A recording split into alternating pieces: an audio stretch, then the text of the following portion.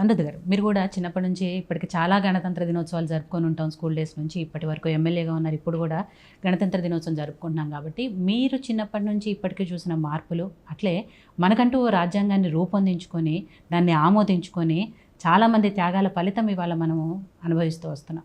But ఇంకా ఎలాంటి మార్పులు రావాలి, ఏమనిపిస్తుంది అసలు అప్పటి నుంచి ఇప్పటి వరకు? ఎడ్యుకేషన్ సిస్టంలో మార్పులు రావాలి. ఎడ్యుకేషన్ సిస్టమ్ చేంజ్ కావాలి.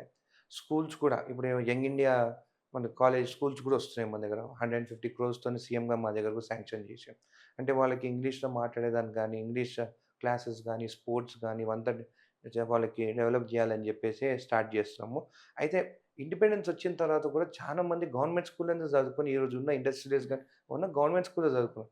రాను రాను ఏం చేస్తారంటే ప్రైవేట్ స్కూల్స్కి సపోర్ట్ చేసుకుంటూ గవర్నమెంట్ స్కూల్స్ అంతా నెగ్లెక్ట్ చేస్తారు.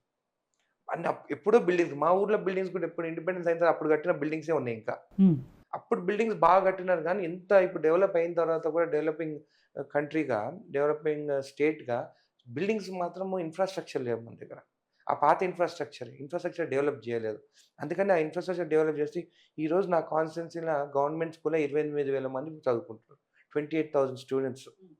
సో ఆ 28,000 స్టూడెంట్స్ ఇంతమంది గవర్నమెంట్ స్కూల్ చదివితే వాళ్ళకి ప్రాపర్ ఎడ్యుకేషన్ ఇస్తే నెక్స్ట్ జనరేషన్ వాళ్ళకి చేంజ్ అవుతుందని చెప్పేసి we want to develop the infrastructure for that. Okay. అని మీరు అంటున్నారు అంటే గవర్నమెంట్ స్కూల్స్ని డెవలప్ చేయలేదు కాబట్టి ప్రైవేట్ స్కూల్స్ని ఎంకరేజ్ చేసే గవర్నమెంట్స్ కాబట్టి ఇవాళ ఈ సిచ్యువేషన్. బట్ కాంగ్రెస్ గవర్నమెంటే కదా ఎక్కువ అధికారంలో ఉంది. లాస్ట్ 10 years నుంచి మాట్లాడుతున్నాను. లాస్ట్ 10 years స్వతంత్రం వచ్చిన దగ్గర నుంచి నేను అదే అంటాను. ఇండిపెండెన్స్ వచ్చిన తర్వాత దాని తర్వాత కాంగ్రెస్ గవర్నమెంటే ఉన్నది.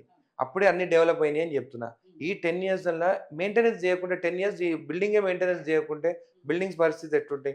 కాంగ్రెస్ గవర్నమెంట్ లో చేసిన మనీ ఇవ్వకుంటే ఎట్లా? ముందు గవర్నమెంట్ స్కూల్సే కదా. ఈ 10 years అనే కదా ప్రైవేట్ స్కూల్స్ ఎక్కువ వచ్చింది. అదే అండి, కాంగ్రెస్ గవర్నమెంట్ లో చేసిన డెవలప్మెంట్ తప్ప తర్వాత ఏమీ జరగలేదు. అసలు వాళ్ళకి ఫండ్సే రాలేదు స్కూల్స్.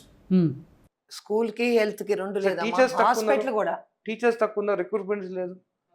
హాస్పిటల్ అయితే ఘోరంగా. కోవిడ్ టైంలో ఎంత ప్రైవేట్ హాస్పిటల్స్ ఎంత దోచుకున్నారు. అప్పుడు గవర్నమెంట్ హాస్పిటల్స్ ఎందుకు లేవు? ఎందుకు సపోర్ట్ చేయలేదు? ఒక 108 కూడా లేదు మాకు. ఇప్పుడు వచ్చింది 108. కాంగ్రెస్ కొత్త అంబులెన్స్ లేదు. ఏది కరోనాలో కూడా లేదు అంబులెన్స్. లేదు, అస్సలు లేదు. అసలు ఒక్కరు కూడా వచ్చి చూడను కూడా చూడలేదు. వాళ్ళు ఎట్లున్నారని కూడా చూడలేదు.